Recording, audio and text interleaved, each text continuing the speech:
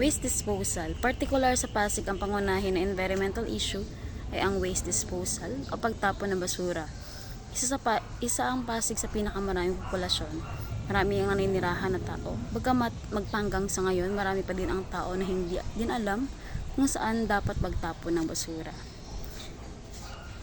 Sa pagdami ng tao sa lungsod ng Pasig, karamihan sa mga ito ay hindi pa rin alam kung saan dapat magtapon ng basura.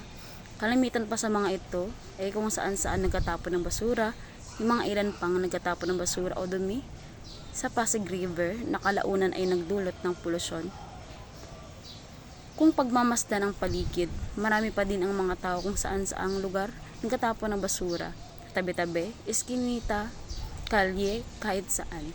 Magpanggang sa ngayon, hindi pa din tayo natututo na magtapon lang dapat sa wastong tapunan ng basura na nagresulta ng pag umuulan nagbabaha agad at naglutang ang mga basura na itinapon kung saan-saan pag humupa na ang baha.